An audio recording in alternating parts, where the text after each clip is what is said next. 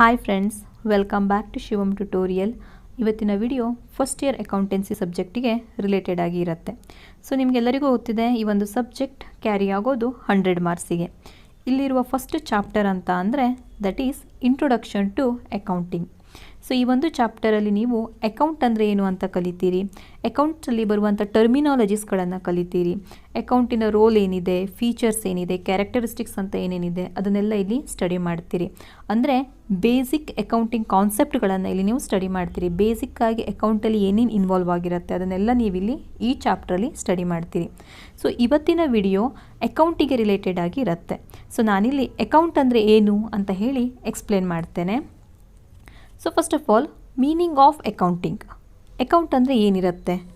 C, accounting is the process of identifying, measuring, recording, classifying, summarising, analysing and interpreting, communicating business transaction.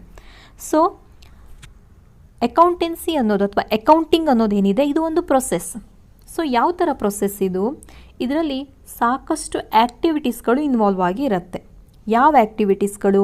ಅಲ್ಲಿ identifying ಅಥವಾ identification ಅನ್ನೋ ಒಂದು activity ಇರುತ್ತೆ, measuring ಅನ್ನೋ ಒಂದು ಆ್ಯಕ್ಟಿವಿಟೀಸ್ ಇರುತ್ತೆ, ಅಂದರೆ ಮೆಜರ್ಮೆಂಟ್ ಮಾಡುವ ಒಂದು ಆ್ಯಕ್ಟಿವಿಟಿ ಇರುತ್ತೆ, ರೆಕಾರ್ಡ್ ಮಾಡುವ ಒಂದು ಆ್ಯಕ್ಟಿವಿಟಿ ಇರುತ್ತೆ, ಕ್ಲಾಸಿಫೈ ಮಾಡುವ ಆ್ಯಕ್ಟಿವಿಟಿ ಇರುತ್ತೆ, ಸಮರೈಸಿಂಗ್ ಮತ್ತು ಎನಲೈಸಿಂಗ್ ಮಾಡುವಂಥ ಆ್ಯಕ್ಟಿವಿಟಿ ಇರುತ್ತೆ, ಇಂಟರ್ಪ್ರಿಟೇಟ್ ಮಾಡುವಂಥ ಆ್ಯಕ್ಟಿವಿಟೀಸ್ ಇರುತ್ತೆ, ಕಮ್ಯುನಿಕೇಟಿಂಗ್ ಮಾಡುವಂಥ ಆ್ಯಕ್ಟಿವಿಟೀಸ್ ಇರುತ್ತೆ. ಬಟ್ ಯಾವುದಕ್ಕೆ ರಿಲೇಟೆಡ್ ಆಗಿ? ಬಿಸ್ನೆಸ್ ಟ್ರಾನ್ಸಾಕ್ಷನಿಗೆ ರಿಲೇಟೆಡ್ ಆಗಿ ಇರುತ್ತೆ. ಹಾಗಾದರೆ ಬಿಸ್ನೆಸ್ ಟ್ರಾನ್ಸಾಕ್ಷನ್ ಅಂದರೆ ಏನು? ಸಿ, ಇಲ್ಲಿ 2 ವರ್ಡ್ ಇದೆ. ಒಂದು ಬಿಸ್ನೆಸ್, ಇನ್ನೊಂದು transaction. Okay, so first business ಅಂದರೆ ಏನು ಅಂತ ನೋಡಬೇಕು. ಬಿಸ್ನೆಸ್ ಅಂದರೆ ಏನು? ವ್ಯವಹಾರ ಮಾಡೋದು, ಹೌದಾ? ಹಾಗಾದರೆ ಟ್ರಾನ್ಸಾಕ್ಷನ್ ಅಂದರೆ ಏನು ಅಂತ ಅಂದರೆ ನಾವು ಇಕನಾಮಿಕ್ ಆ್ಯಕ್ಟಿವಿಟಿ ಅಂತ ಹೇಳ್ಬೋದು. See, it is an economic activity which involves exchange of money or money's worth between 2 parties ಅಂತ ಹೇಳ್ತಾರೆ. ಟ್ರಾನ್ಸಾಕ್ಷನ್ ಅಂತ ಅಂದರೆ ಇದು 2 ಪರ್ಸನ್ಸ್ ಮಧ್ಯೆ ನಡೆಯುವಂತಹ ಆ್ಯಕ್ಟಿವಿಟಿ. ಯಾವ ಥರ ಆ್ಯಕ್ಟಿವಿಟಿ ಇದು? ಅಲ್ಲಿ ಮನಿ ಎಕ್ಸ್ಚೇಂಜ್ ಆಗಬೇಕು, ಮನಿ ಎಕ್ಸ್ಚೇಂಜ್ ಆಗಬೇಕು. ಸೊ ಆಗ ನಾವು ಅದಕ್ಕೆ ಏನು ಹೇಳ್ತೀವಿ? ಟ್ರಾನ್ಸಾಕ್ಷನ್ ಅಂತ ಹೇಳ್ತೀವಿ. ಸೊ ಮನಿನೂ ಎಕ್ಸ್ಚೇಂಜ್ ಆಗ್ಬೋದು ಅಥವಾ ಮನೀಸ್ ವರ್ತ್, ಮನಿಗೆ ಸಮನಾಗಿರುವಂಥ ಯಾವುದಾದ್ರೂ ವಸ್ತು ಕೂಡ ಅಲ್ಲಿ ಎಕ್ಸ್ಚೇಂಜ್ ಆಗ್ಬೋದು. ಅದಕ್ಕೆ ನಾವೇನು ಹೇಳ್ತೀವಿ? ಟ್ರಾನ್ಸಾಕ್ಷನ್ ಅಂತ ಹೇಳ್ತೀವಿ. ಒಂದು ಎಕ್ಸಾಂಪಲ್ ಕೊಡೋದಿದ್ದರೆ, ಈಗ ನೀವು ಒಂದು ಪೆನ್ನನ್ನು ಪರ್ಚೇಸ್ ಮಾಡ್ತೀರಿ. ಸೊ ಪೆನ್ ಪರ್ಚೇಸ್ ಮಾಡುವಾಗ ನೀವು ದುಡ್ಡನ್ನು ಕೊಟ್ಟು ನೀವು ಪೆನ್ನನ್ನು ಪರ್ಚೇಸ್ ಮಾಡ್ತೀರಿ, ಅಂದರೆ ಅಲ್ಲಿ ಮನಿ ಇನ್ವಾಲ್ವ್ ಆಗಿದೆ ಅಂತ ಆಯಿತು. ಅದ್ರ ಜೊತೆಗೆ ಇಬ್ಬರು ಪಾರ್ಟೀಸ್ ಕೂಡ ಅದರಲ್ಲಿ ಇನ್ವಾಲ್ವ್ ಆಗಿರ್ತಾರೆ, ಹೌದಾ? ನೀವು ಮತ್ತೊಂದು ನೀವು ಯಾರಿಂದ ಪರ್ಚೇಸ್ ಮಾಡ್ತೀರಿ ಅವರು. ಸೊ ಇಬ್ಬರು ಪಾರ್ಟೀಸ್ ಇರ್ತಾರೆ, ಅಲ್ಲಿ ಮನಿ ಇನ್ವಾಲ್ವ್ ಆಗಿದೆ. ಸೊ ಅದು ಒಂದು ಇಕನಾಮಿಕ್ ಆ್ಯಕ್ಟಿವಿಟಿ ಆಗಿದೆ. ಸೊ ಅದಕ್ಕೆ ನಾವೇನು ಹೇಳ್ತೀವಿ? ಟ್ರಾನ್ಸಾಕ್ಷನ್ ಅಂತ ಹೇಳ್ತೀವಿ. ಅಷ್ಟೇ ಯಾಕೆ, ನೀವು ಡಾಕ್ಟರ್ ಹತ್ರ ಹೋಗ್ತೀರಿ, ಅವ್ರ ಹತ್ರ ಸರ್ವಿಸ್ಗಳನ್ನು ತೊಗೊಳ್ತೀರಿ. ಸೊ ಆಗ ನೀವು ಹಾಗೆ ಬರ್ತೀರಾ? ಇಲ್ಲ, ಅವರಿಗೆ ಅಮೌಂಟನ್ನು ನೀವು ಪೇ ಮಾಡ್ತೀರಿ, ಫೀಸ್ ನೀವು ಪೇ ಮಾಡ್ತೀರಿ ಅವರಿಗೆ. ಸೊ ಅದು ಕೂಡ ಒಂದು ಟ್ರಾನ್ಸಾಕ್ಷನ್ ಆಗುತ್ತೆ. ಹಾಗಾದರೆ ಬಿಸ್ನೆಸ್ ಟ್ರಾನ್ಸಾಕ್ಷನ್ ಅಂದರೆ ಏನು? Transaction which relate to the business activity. Business, so ಅದಕ್ಕೆ ನಾವೇನು ಹೇಳ್ತೀವಿ? Business transaction. So business transaction ಅಂದರೆ ಏನು ಅಂತ ಈಗ ಕ್ಲಿಯರ್ ಆಯಿತು. ಹಾಗಿದ್ರೆ ಇವಿಷ್ಟು ವರ್ಡ್ಸ್ಗಳನ್ನು ಈಗ ನೋಡಬೇಕು ನಾವು. ಅಕೌಂಟಿಂಗ್ ಅಂದರೆ ಏನು ಹೇಳ್ತಾ ಇದ್ದಾರೆ ಅವರು? ಅಕೌಂಟಿಂಗ್ ಅನ್ನೋದು ಒಂದು ಪ್ರೊಸೆಸ್ ಅಂದರೆ ಒಂಥರ ಚೈನ್ ಸಿಸ್ಟಮ್ ಥರ ಅದು ವರ್ಕ್ ಆಗ್ತದೆ.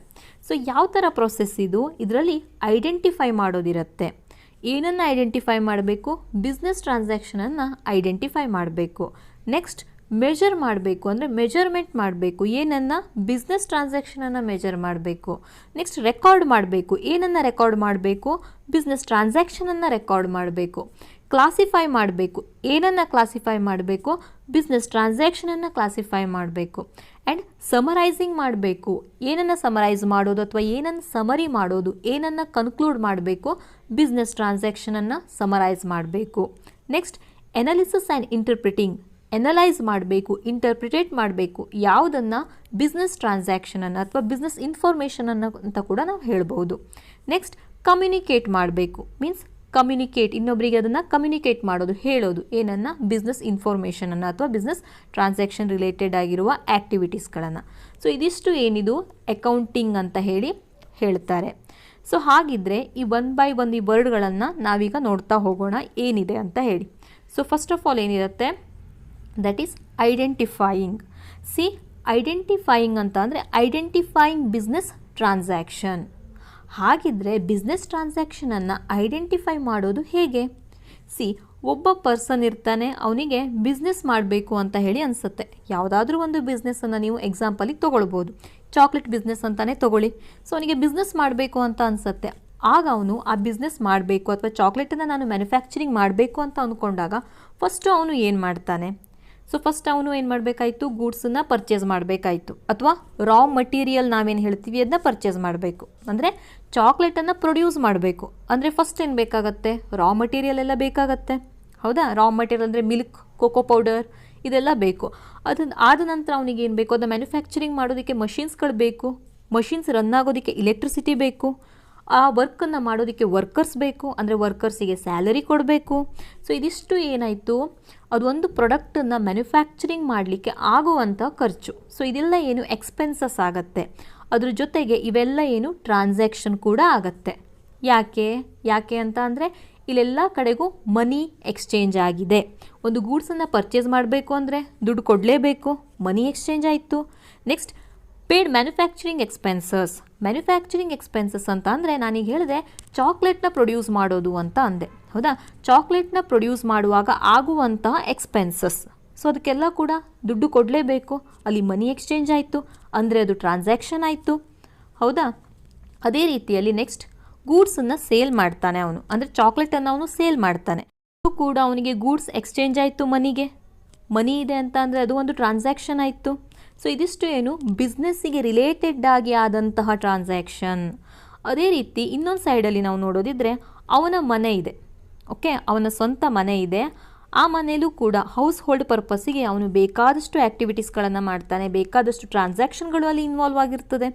C, for example paid electricity bill.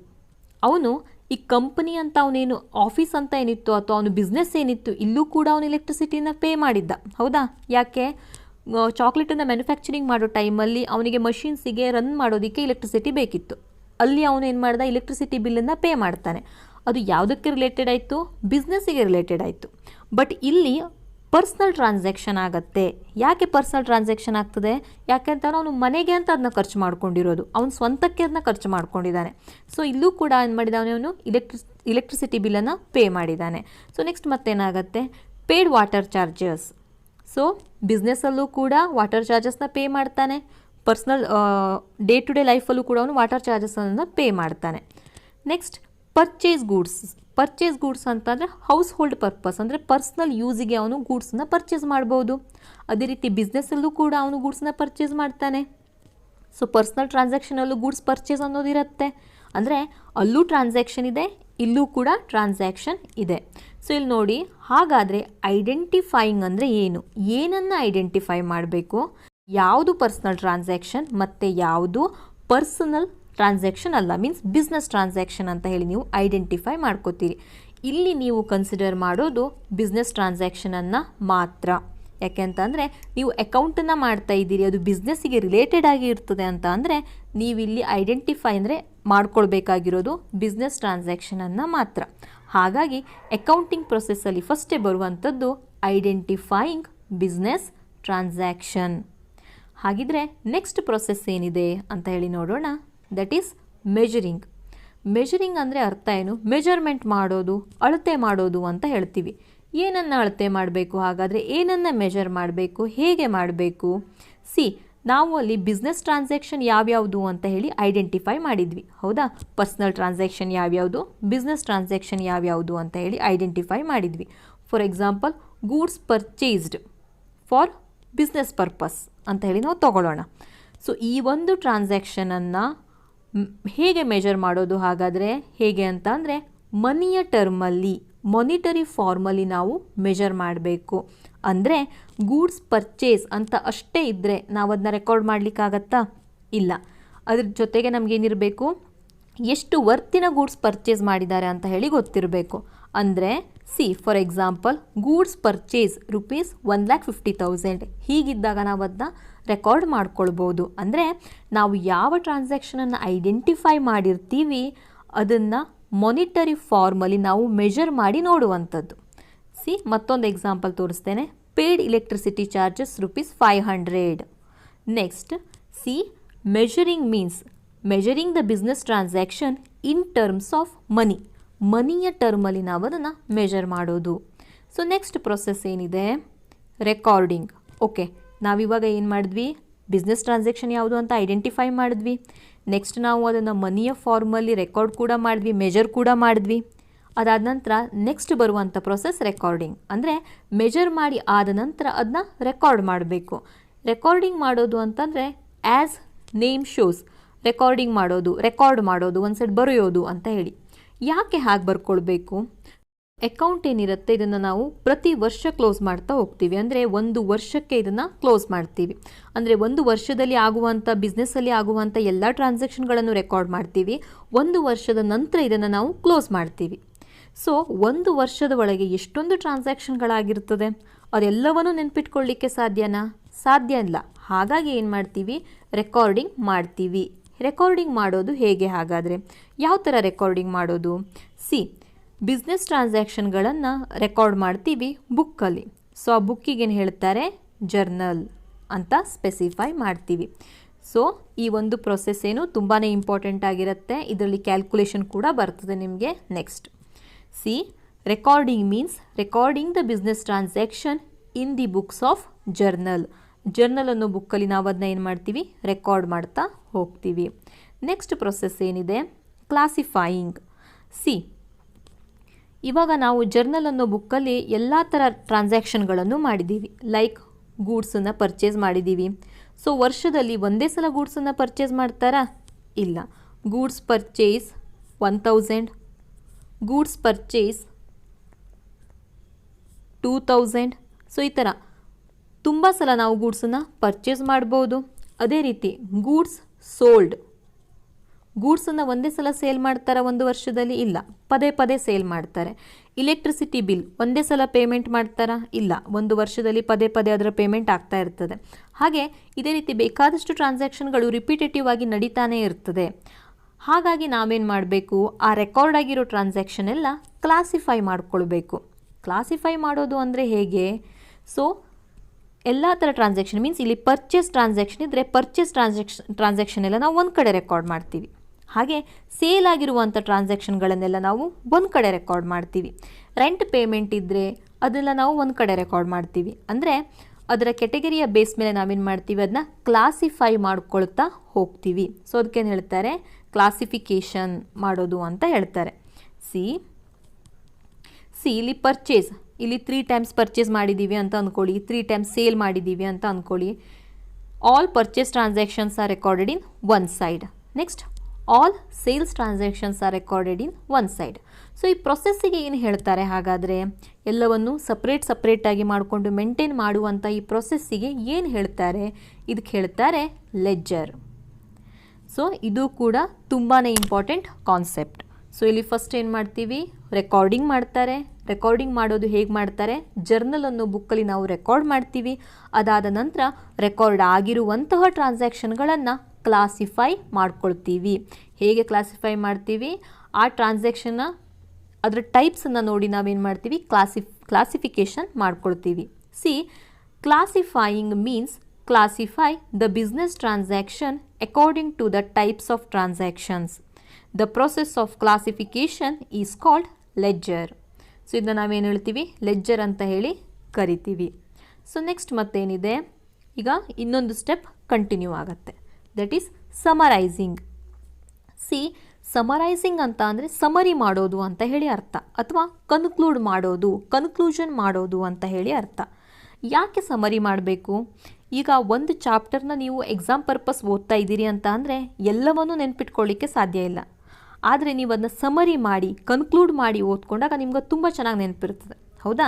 ಹಾಗೆ ಇಲ್ಲಿ ಒಂದು ವರ್ಷದಲ್ಲಿ ಆಗುವಂಥ ಎಲ್ಲ ಟ್ರಾನ್ಸಾಕ್ಷನ್ಗಳನ್ನು ರೆಕಾರ್ಡು ಮಾಡಾಯಿತು, ಅದನ್ನು ಕ್ಲಾಸಿಫೈ ಕೂಡ ಮಾಡಾಯಿತು. ಈಗ ಅದನ್ನು ಏನು ಮಾಡೋದು, ಸಮರೈಸ್ ಮಾಡೋದು ಅಂತ ಅಂದರೆ ನಾನು ಹೇಳಿದೆ ನಿಮಗೆ, ಪರ್ಚೇಸ್ ಅನ್ನೋದು ವರ್ಷದಲ್ಲಿ ಒಂದೇ ಸಲ ಆಗೋದಿಲ್ಲ. Purchase goods rupees 2000 for example. Purchase goods rupees 1000. Next, purchase goods rupees 3000. So ಈ ಥರ ನಾವು ಸಪ್ರೇಟಾಗಿ ರೆಕಾರ್ಡ್ ಅಂತೂ ಮಾಡಿದ್ವಿ. ನೆಕ್ಸ್ಟ್ ಕ್ಲಾಸಿಫೈ ಮಾಡುವಾಗ ಅದನ್ನೆಲ್ಲ ಒಂದೇ ಕಡೆ ನಾವು ರೆಕಾರ್ಡ್ ಮಾಡ್ಕೊಂಡ್ವಿ. ಈಗ ನೆಕ್ಸ್ಟ್ ಏನು ಮಾಡ್ತೀವಿ, ಸಮರೈಸ್ ಮಾಡುವಾಗ ಸೊ ಈ ಥರ 3 ಟೈಮ್ಸ್ ಪರ್ಚೇಸ್ ಅಂತ ನಾವು ರೆಕಾರ್ಡ್ ಮಾಡೋ ಬದಲು ನಾವೇನು ಮಾಡ್ಬೋದು, ಟೋಟಲ್ ಪರ್ಚೇಸ್ ಅಂತ ತೊಗೊಳ್ಬೋದು. ಟೋಟಲ್ ಪರ್ಚೇಸ್ ಸೊ ಎಷ್ಟಾಗುತ್ತೆ 6000. ಸೊ ಈ ಥರ ನಾವು ತೊಗೊಳ್ಬೋದು. ಅಂದರೆ ನಾವೇನು ಮಾಡ್ತೀವಿ, ಆ ಕ್ಲಾಸಿಫೈ ಮಾಡಿರೋ ಟ್ರಾನ್ಸಾಕ್ಷನ್ನ ನಾವು ಸಮರೈಸ್ ಮಾಡ್ತಾ ಇದ್ದೀವಿ, ನಾವು ಕನ್ಕ್ಲೂಡ್ ಮಾಡ್ತೀವಿ. ಆ ಒಂದು ಪ್ರೊಸೆಸ್ಸಿಗೆ ಏನು ಹೇಳ್ತಾರೆ, ಸಮರೈಸಿಂಗ್ ಅಂತ ಹೇಳ್ತಾರೆ. See, summarising means summarise or conclude the business transaction. For example, ಇಲ್ಲಿ ಎಲ್ಲ ಪರ್ಚೇಸ್ ಟ್ರಾನ್ಸಾಕ್ಷನ್ ಇದೆ, ಒಂದಿಷ್ಟು ಸೇಲ್ ಟ್ರಾನ್ಸಾಕ್ಷನ್ ಇದೆ ಅಂತ ಅಂದ್ಕೊಳ್ಳೋಣ. ಸೊ ನಾವು ಹೆಂಗೆ ತೊಗೊಳ್ತೀವಿ ಅದನ್ನು, total purchase is equal to 15,000, total sale is equal to 9,000. ಅಂದರೆ ಟೋಟಲ್ ಮಾಡಿ ಅದನ್ನು ನಾವು ತೊಗೊಳ್ತೀವಿ. ಸಮರೈಸಿಂಗ್ ಮಾಡೋ ಒಂದು ಪ್ರೊಸೆಸ್ ಏನಿದೆ, ಇದು ಡಿಫ್ರೆಂಟ್ ಆಗಿರೋ ಸ್ಟೆಪ್ಸನ್ನು ಇದು ಫಾಲೋ ಮಾಡುತ್ತೆ ಅಂತ ಹೇಳ್ಬೋದು. ಸೊ ಅದು ಏನೇನಿದೆ ಇರುತ್ತೆ ಹಾಗಾದರೆ, ಸಿ, ಟ್ರಯಲ್ ಬ್ಯಾಲೆನ್ಸ್ ಅಂತ ಅಂದರೆ ನಾವಲ್ಲಿ ಸಮರಿ ಮಾಡುವಾಗ ಟೋಟಲ್ ಪರ್ಚೇಸ್ ಅಥವಾ ಟೋಟಲ್ ಸೇಲ್ ಅಂತ ಏನು ನಾವು ತೊಗೊಂಡಿರ್ತೀವಿ, ಎಲ್ಲ ಟ್ರಾನ್ಸಾಕ್ಷನ್ ಸಮರೀಸ್ನ ನಾವೇನು ತೊಗೊಂಡಿರ್ತೀವಿ, ಆ ಅಮೌಂಟನ್ನು ಬೇಸಾಗಿಟ್ಕೊಂಡು ನಾವು ಟ್ರಯಲ್ ಬ್ಯಾಲೆನ್ಸನ್ನು ಪ್ರಿಪೇರ್ ಮಾಡ್ತೀವಿ. ಓಕೆ, ಸೊ ಆ ಟ್ರಯಲ್ ಬ್ಯಾಲೆನ್ಸ್ ಏನು ಪ್ರಿಪೇರ್ ಮಾಡ್ತೀವಿ ಅದು ಟ್ಯಾಲಿ ಆಗಬೇಕು, ಅಂದರೆ ಆನ್ಸರ್ ಸಮನಾಗಿ ಬರಬೇಕು. ಸೊ ಅದ್ರ ಬಗ್ಗೆ ನಾನು ನೆಕ್ಸ್ಟ್ ವಿಡಿಯೋ ಹೇಳ್ತೇನೆ, ಟ್ಯಾಲಿ ಮಾಡೋದಂದರೆ ಏನು, ಟ್ಯಾಲಿ ಆಗೋದಂದರೆ ಏನು ಅಂತ ಹೇಳಿ. ಸೊ ಒಂದೊಮ್ಮೆ ಅದು ಟ್ಯಾಲಿ ಆಗಿಲ್ಲ, ಆನ್ಸರ್ ತಪ್ಪಂತು ಅಂತ ಅಂದರೆ ನಾವು ಎಲ್ಲೋ ಒಂದು ಕಡೆ ಟ್ರಾನ್ಸಾಕ್ಷನ್ನ ರಾಂಗ್ ಆಗಿ ಎಂಟ್ರಿ ಮಾಡಿದ್ದೀವಿ ಅಂತ ಹೇಳಿ ಅರ್ಥ.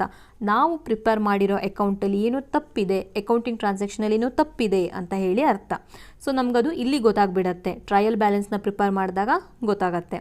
ಸೊ ನೆಕ್ಸ್ಟ್ ಏನು ಅಂತ ಅಂದರೆ, ಪ್ರಾಫಿಟ್ ಆ್ಯಂಡ್ ಲಾಸ್ ಅಕೌಂಟನ್ನು ಪ್ರಿಪೇರ್ ಮಾಡಲಿಕ್ಕೆ ನಮಗೆ ಹೆಲ್ಪ್ ಆಗುತ್ತೆ. So as a name shows, profit and loss account ಅಂದರೆ ಒಂದು ಫರ್ಮ್ ಅಥವಾ ಒಂದು ಬಿಸ್ನೆಸ್ಸಲ್ಲಿ ಎಷ್ಟು ಪ್ರಾಫಿಟ್ ಆಗಿದೆ, ಎಷ್ಟು ಲಾಸ್ ಆಗಿದೆ ಅಂತ ಹೇಳಿ ನಾವು ಐಡೆಂಟಿಫೈ ಮಾಡ್ಕೊಳ್ಬೋದು. ಸೊ ಯಾವುದೇ ಒಂದು ಬಿಸ್ನೆಸ್ ಮಾಡಲಿ ಅದರ ಮೇನ್ ಇಂಟೆನ್ಷನ್ ಏನಾಗಿರುತ್ತೆ, ಪ್ರಾಫಿಟ್ನ ಅರ್ನ್ ಮಾಡೋದು. ಸೊ ಒಂದು ವರ್ಷದಲ್ಲಿ ಎಷ್ಟು ಪ್ರಾಫಿಟ್ ಆಗಿದೆ ಅಂತ ಹೇಳಿ ನೋಡೋದು. ಸೊ ಸಮ್ಟೈಮ್ಸ್ ಲಾಸ್ ಕೂಡ ಆಗ್ಬೋದು. ಸೊ ಅದನ್ನೆಲ್ಲ ನಾವಿಲ್ಲಿ ಏನು ಮಾಡ್ಬೋದು, ಎನಲೈಸ್ ಮಾಡಿ ತಿಳ್ಕೊಳ್ಬೋದು. ಸೊ ನೆಕ್ಸ್ಟ್, ಬ್ಯಾಲೆನ್ಸ್ ಶೀಟ್ ಅಂತ ಅಂದರೆ ಇದು ಅಸೆಟ್ ಮತ್ತು ಲ್ಯಾಬಿಲಿಟೀಸಿಗೆ ರಿಲೇಟೆಡ್ ಆಗಿರುತ್ತೆ. ಅಂದರೆ ಅಸೆಟ್ ಅಂತ ಅಂದರೆ ಆಸ್ತಿ, ಒಂದು ಬಿಸ್ನೆಸ್ಸಲ್ಲಿ ಇರುವಂಥ ಆಸ್ತಿಗಳೆಷ್ಟು, ಲ್ಯಾಬಿಲಿಟೀಸ್ ಅಂತ ಅಂದರೆ ಬಿಸ್ನೆಸ್ ಪೇ ಮಾಡುವಂಥದ್ದು, ಬೇರೆಯವರಿಗೆ ಕೊಡುವಂಥದ್ದನ್ನು ನಾವು ಲ್ಯಾಬಿಲಿಟೀಸ್ ಅಂತ ಹೇಳ್ಬೋದು. ಸೊ ಇಲ್ಲಿ ನೋಡಿ, ನಾವು ಬಿಸ್ನೆಸ್ಸಲ್ಲಿ ಪೇ ಮಾಡುವಂಥದ್ದು ಎಷ್ಟಿದೆ, ಬಿಸ್ನೆಸ್ನ ಆಸ್ತಿ ಎಷ್ಟಿದೆ, ಸೊ ಇದೆಲ್ಲ ನಾವು ಬ್ಯಾಲೆನ್ಸ್ ಶೀಟಲ್ಲಿ ಎನಲೈಸ್ ಮಾಡಿ ತಿಳ್ಕೊಳ್ತೀವಿ. ಸೊ ಇದಿಷ್ಟು ನಾವು ಎನಲೈಸ್ ಮಾಡೋದು ಹೇಗೆ, ಎಂಟ್ರೀಸ್ಗಳನ್ನು ಅಥವಾ ಟ್ರಾನ್ಸಾಕ್ಷನ್ಗಳನ್ನು ನಾವು ಸಮರೈಸ್ ಮಾಡಿಕೊಂಡಾಗ ಇದಿಷ್ಟು ಪ್ರೊಸೆಸ್ ಏನಾಗುತ್ತೆ, ಫಾಲೋ ಆಗತ್ತೆ. ಇದಿಷ್ಟೇನು ಸಮರೈಸಿಂಗ್ ರಿಲೇಟೆಡ್ ಆಗಿ ಇದೆ. ನೆಕ್ಸ್ಟ್ ಯಾವ ಪ್ರೊಸೆಸ್ ಏನಿದೆ, that is analysis and interpretation. Analysis and interpretation ಅಂತ ಅಂದರೆ ಎನಲೈಸ್ ಮಾಡೋದು, ಅದ್ರ ಜೊತೆಗೆ ಇಂಟರ್ಪ್ರಿಟೇಟ್ ಮಾಡೋದು. ಅಂದರೆ ಏನು ಮಿಸ್ಟೇಕ್ ಆಗಿದೆ. ಸೊ ಈಗ ನಾನು ಅಕೌಂಟನ್ನು ಎನಲೈಸ್ ಮಾಡಿದೆ, ಪ್ರಾಫಿಟ್ ಆ್ಯಂಡ್ ಲಾಸ್ ಅಕೌಂಟ್ನ ಪ್ರಿಪೇರ್ ಮಾಡಿದೆ. ಸೊ ನನಗೆ ಎನಲೈಸ್ ಮಾಡಿದಾಗ ನನಗೇನು ಗೊತ್ತಾಗುತ್ತೆ, ನಾನು ಈ ಸಲ ಜಾಸ್ತಿ ಎಕ್ಸ್ಪೆನ್ಸಸ್ ಆಗಿದೆ, ಸೊ ನೆಕ್ಸ್ಟ್ ಇಯರ್ ನಾನು ಅದನ್ನ ಕಂಟ್ರೋಲ್ ಮಾಡಬೇಕು.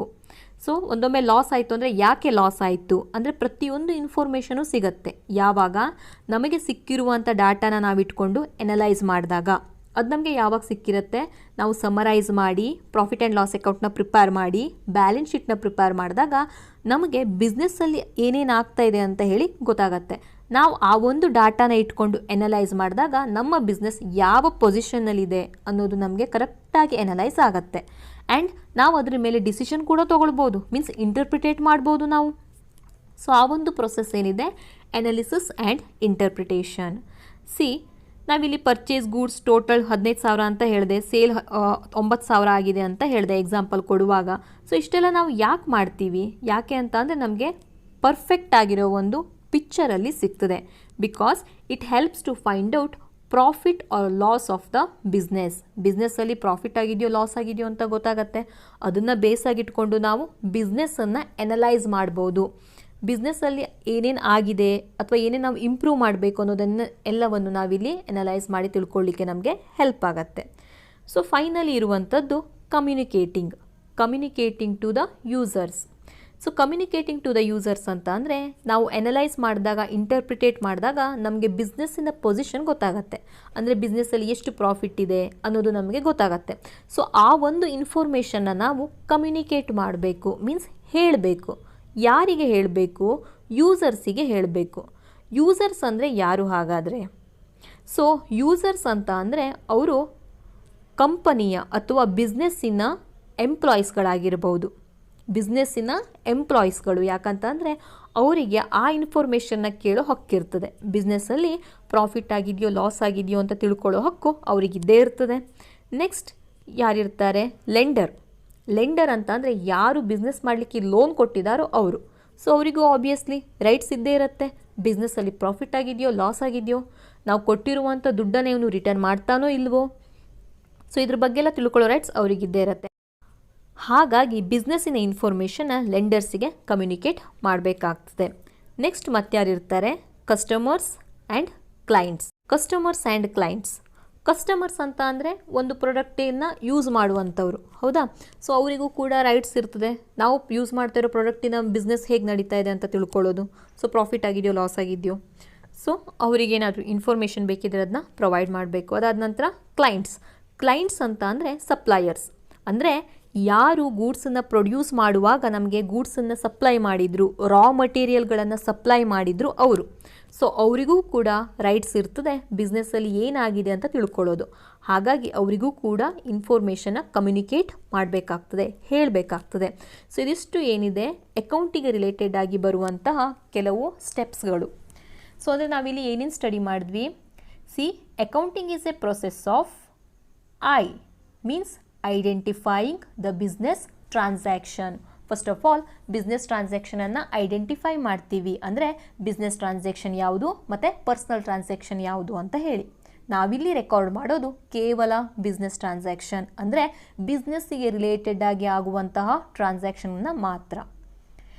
Next M means measuring the business transaction in terms of money. Purchase goods ಅಂತ ಇದ್ದರೆ ನಾವು ಅದನ್ನ ರೆಕಾರ್ಡ್ ಮಾಡಲಿಕ್ಕೆ ಆಗೋದಿಲ್ಲ. ಆ ಪರ್ಚೇಸ್ ಗೂಡ್ಸ್ ಅನ್ನೋ ವರ್ಡು ಮೊನಿಟರಿ ಟರ್ಮಲ್ಲಿ ಇರಬೇಕು. ಮೀನ್ಸ್ ಪರ್ಚೇಸ್ ಗೂಡ್ಸ್ ₹1000, 5000 ಹೀಗಿದ್ದಾಗ ನಾವು ಅದನ್ನ ರೆಕಾರ್ಡ್ ಮಾಡಲಿಕ್ಕೆ ಆಗತ್ತೆ. ನೆಕ್ಸ್ಟ್ ಆರ್ ಮೀನ್ಸ್ ರೆಕಾರ್ಡಿಂಗ್ ಅಂತ ಅಂದರೆ recording in the books of journal. ಅಂದರೆ ನಾವು ಯಾವ ಟ್ರಾನ್ಸಾಕ್ಷನ್ನ ಐಡೆಂಟಿಫೈ ಮಾಡಿದ್ವಿ, ಯಾವ ಟ್ರಾನ್ಸಾಕ್ಷನ್ನ ಮೆಜರ್ ಮಾಡಿದ್ವಿ, ಆ ಟ್ರಾನ್ಸಾಕ್ಷನನ್ನು ರೆಕಾರ್ಡ್ ಮಾಡೋದು. ಎಲ್ಲಿ ರೆಕಾರ್ಡ್ ಮಾಡೋದು? ಒಂದು ಬುಕ್ಕಲ್ಲಿ ರೆಕಾರ್ಡ್ ಮಾಡ್ತೀವಿ, ಅದಕ್ಕೇನು ಹೇಳ್ತೀವಿ? ಜರ್ನಲ್ ಅಂತ ಕರಿತೀವಿ. ಕ್ಲಾಸಿಫೈಯಿಂಗ್ ಅಂತ ಅಂದರೆ ನಾವು ಜರ್ನಲಲ್ಲಿ ರೆಕಾರ್ಡ್ ಮಾಡಿರುವ ಟ್ರಾನ್ಸಾಕ್ಷನನ್ನು ನಾವು ಕ್ಲಾಸಿಫೈ ಮಾಡ್ತೀವಿ. ಹೇಗೆ ಕ್ಲಾಸಿಫೈ ಮಾಡ್ತೀವಿ? On the basis of types. ಆ ಟೈಪ್ಸ್ನ ಬೇಸಾಗಿ ಇಟ್ಕೊಂಡು ನಾವು ಕ್ಲಾಸಿಫೈ ಮಾಡ್ತೀವಿ. ಆ ಕ್ಲಾಸಿಫೈ ಮಾಡುವಂಥ ಪ್ರೊಸೆಸ್ಸಿಗೆ ಏನು ಹೇಳ್ತಾರೆ? ಲೆಡ್ಜರ್. ಸೊ ನೆಕ್ಸ್ಟ್ ನಾವೇನು ಮಾಡ್ತೀವಿ? ಸಮರೈಸಿಂಗ್. ಅಂದರೆ ನಾವು ಯಾವ ಟ್ರಾನ್ಸಾಕ್ಷನನ್ನು ಕ್ಲಾಸಿಫೈ ಮಾಡಿದ್ದೀವಿ ಅದನ್ನು ನಾವು ಸಮರಿ ಮಾಡ್ಕೊಳ್ತೀವಿ, ಕನ್ಕ್ಲೂಡ್ ಮಾಡ್ಕೊಳ್ತೀವಿ. ಮೀನ್ಸ್ ಪರ್ಚೇಸ್ ಅಂತ ಬರೆದಿರೋದನ್ನು ಟೋಟಲ್ ಪರ್ಚೇಸ್ ಅಂತ ತಗೊಳ್ತೀವಿ. ದಟ್ ಈಸ್ ಸಮರೈಸ್ ಮಾಡ್ತೀವಿ, ಕನ್ಕ್ಲೂಡ್ ಮಾಡ್ಕೊಳ್ತೀವಿ. ನೆಕ್ಸ್ಟ್ ಪ್ರೊಸೆಸ್ ಏನಿದೆ? Analysis and interpretation. ಸೊ ಇಲ್ಲಿ ಸಮರೈಸಿಂಗ್ ಮತ್ತು ಅನಲೈಸಿಂಗ್ ಮಾಡಿದಾಗ ನಮಗೆ ಬಿಸ್ನೆಸ್ಸಿನ ಒಂದು ಪೊಸಿಷನ್ ನಮಗೆ ಗೊತ್ತಾಗುತ್ತೆ. ಬಿಸ್ನೆಸ್ಸಲ್ಲಿ ಪ್ರಾಫಿಟ್ ಆಗಿದೆಯೋ ಲಾಸ್ ಆಗಿದೆಯೋ, ಬಿಸ್ನೆಸ್ಸಲ್ಲಿ ಅಸೆಟ್ ಎಷ್ಟಿದೆ ಮೀನ್ಸ್ ಆಸ್ತಿ ಎಷ್ಟಿದೆ, ಬಿಸ್ನೆಸ್ ಎಷ್ಟು ಜನರಿಗೆ ಪೇ ಮಾಡೋ ದುಡ್ಡು ಎಷ್ಟಿದೆ, ಸೊ ಇದೆಲ್ಲ ನಮಗೆ ಗೊತ್ತಾಗುತ್ತೆ. ಲೋನ್ ಎಷ್ಟಿದೆ ಬಿಸ್ನೆಸ್ಸಲ್ಲಿ. ಇದರಿಂದ ಏನು ಹೆಲ್ಪ್ ಆಗುತ್ತೆ ನಮಗೆ? ಬಿಸ್ನೆಸ್ಸಿನ ಪೊಸಿಷನ್ನ ನಾವು ಅರ್ಥ ಮಾಡ್ಕೊಳ್ಬೋದು, ಬಿಸ್ನೆಸ್ಸಲ್ಲಿ ಏನಾಗ್ತಾ ಇದೆ ಅಂತ ನಾವು ತಿಳ್ಕೊಳ್ಬೋದು. ದಟ್ ಈಸ್ ಅನಲೈಸ್ ಮಾಡ್ಬೋದು, ಇಂಟರ್ಪ್ರಿಟೇಟ್ ಮಾಡ್ಬೋದು ನಾವು. ಅಂದರೆ ಈ ಇನ್ಫಾರ್ಮೇಷನ್ನ ಇಟ್ಕೊಂಡು ನಾವು ಫ್ಯೂಚರಲ್ಲಿ ನಮ್ಮ ಬಿಸ್ನೆಸ್ಸಲ್ಲಿ ಬೇಕಾದಷ್ಟು ಚೇಂಜಸ್ಗಳನ್ನು ಮಾಡ್ಕೊಳ್ಬೋದು. So finally communicating to the end users. ಯಾರ್ಯಾರಿಗೆ ಆ ಇನ್ಫಾರ್ಮೇಷನ್ ಬೆನಿಫಿಷಿಯಲ್ ಇರ್ತದೆಯೋ, ಅಕೌಂಟಿನ ಇನ್ಫಾರ್ಮೇಷನ್ ಅಥವಾ ಬಿಸ್ನೆಸ್ಸಿನ ಇನ್ಫಾರ್ಮೇಷನ್ ಯಾರ್ಯಾರಿಗೆ ಬೆನಿಫಿಷಿಯಲ್ ಇರ್ತದೆಯೋ, ಯಾರ್ಯಾರು ಕೇಳ್ತಾರೋ ಅವರಿಗೆ ನಾವೇನು ಮಾಡ್ತೀವಿ? ಪ್ರೊವೈಡ್ ಮಾಡ್ತೀವಿ. ಅದರಲ್ಲಿ ಯಾರ್ಯಾರು ಬರ್ತಾರೆ? ಮೇಯ್ನಾಗಿ ವರ್ಕರ್ಸ್ ಬರ್ತಾರೆ, ಅಂದರೆ ಎಂಪ್ಲಾಯೀಸ್. ನೆಕ್ಸ್ಟು ಲೆಂಡರ್ಸ್ ಬರ್ತಾರೆ, ಅಂದರೆ ಯಾರು ಲೋನನ್ನು ಕೊಟ್ಟಿದ್ದಾರೆ ಅವರು. ಅದಾದ ನಂತರ ಕಸ್ಟಮರ್ಸ್ ಬರ್ತಾರೆ, ಕ್ಲೈಂಟ್ಸ್ ಬರ್ತಾರೆ. ಸೊ ಇವೆಲ್ಲ ಏನು? End users. ಸೊ ಅವರಿಗೆ ನಾವು ಇನ್ಫಾರ್ಮೇಷನ್ನ ಪ್ರೊವೈಡ್ ಮಾಡ್ತೀವಿ ಗಳನ್ನು. ಸೊ ಈ ಎಲ್ಲ ಆ್ಯಕ್ಟಿವಿಟೀಸ್ಗಳನ್ನು ನಾವೇನು ಹೇಳ್ತೀವಿ? ಅಕೌಂಟಿಂಗ್ ಅಂತ ಹೇಳ್ತೀವಿ. ಅಂದರೆ ಒಂದು ಅಕೌಂಟನ್ನು ಮೇಂಟೈನ್ ಮಾಡ್ತೀರಿ ಅಂತ ಅಂದರೆ ಅಲ್ಲಿ ಇದಿಷ್ಟು ಆ್ಯಕ್ಟಿವಿಟೀಸ್ಗಳು ಇನ್ವಾಲ್ವ್ ಆಗಿ ಇರುತ್ತೆ. So accounting is A process of identifying, measuring, recording, classifying, summarizing, analyzing and interpreting, communicating business transaction or business information ಅಂತ ಹೇಳಿ ನಾವು ಹೇಳ್ಬೋದು. ಸೊ ಇವತ್ತಿನ ವಿಡಿಯೋ ನಿಮಗೆ ಹೆಲ್ಪ್ಫುಲ್ ಆಗಿದೆ ಅಂತ ಅಂದ್ಕೊಳ್ತೇನೆ. ನಿಮಗೆ ಈ ವಿಡಿಯೋ ಇಷ್ಟ ಆಗಿದ್ದರೆ ಲೈಕ್ ಮಾಡಿ, ಶೇರ್ ಮಾಡಿ, ಸಬ್ಸ್ಕ್ರೈಬ್ ಮಾಡಿ, ಸಪೋರ್ಟ್ ಮಾಡಿ. Thank you. Thanks for watching.